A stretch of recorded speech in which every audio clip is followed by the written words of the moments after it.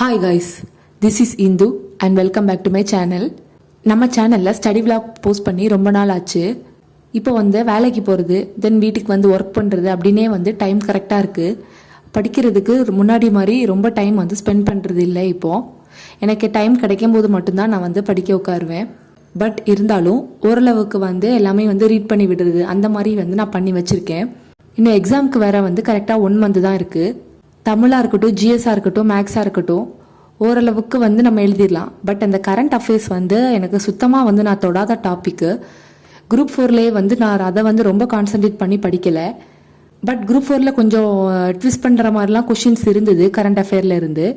So இந்த வாட்டி கொஞ்சம் அதில் வந்து கான்சன்ட்ரேட் பண்ணலான்னு சொல்லிட்டு நான் கூகுளில் இருந்து தான் வந்து ஒரு பேஜ் செலக்ட் பண்ணியிருக்கேன்.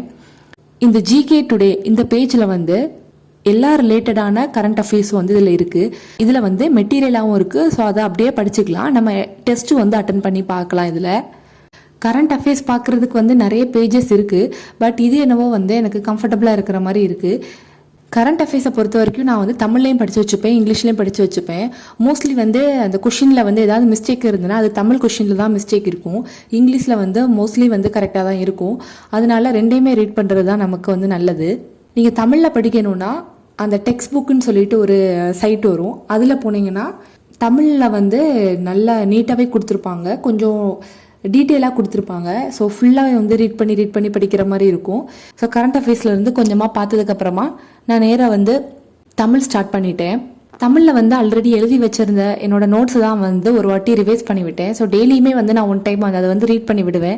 ஸ்டார்டிங்லலாம் வந்து ரொம்ப பாயிண்ட்ஸ் வந்து உட்காந்து எழுதி நான் படிச்சுட்டு இருந்தேன். அதுக்கப்புறமா வந்து டைம் கிடைக்காத போது அந்த மாதிரி எழுதி படிக்க வந்து முடியலை. ஸோ டைம் வேஸ்ட் ஆகுற மாதிரி தான் இருந்தது.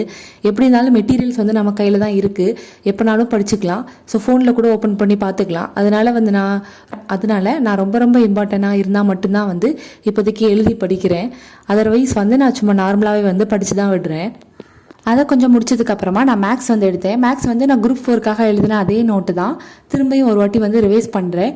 நான் வந்து குரூப் 4க்காக அந்த நோட்டில் எழுதி வச்சுருந்தது வந்து ரொம்ப டீட்டெயிலாக வந்து எழுதி வச்சுருப்பேன் ஒவ்வொன்றுமே வந்து.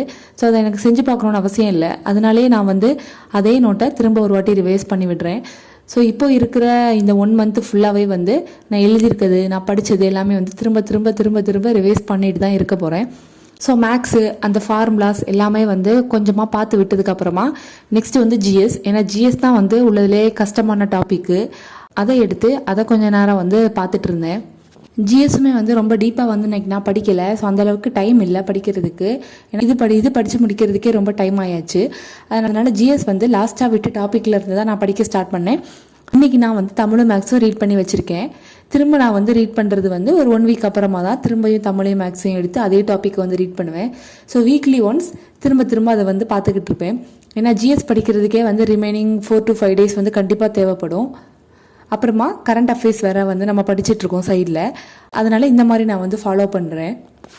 இன்றைக்கி வந்து ஜிஎஸ்சில் என்னால் ஒரு டாபிக் தான் படிக்க முடிஞ்சுது, ஏன்னா டைம் ஆயிடுச்சு. இனி ரிமைனிங் உள்ளது வந்து நாளைக்கு வந்து ஸ்டார்ட் பண்ணுவேன். நாளைக்கு ஃபுல்லாகவே வந்து ஜிஎஸ் தான்.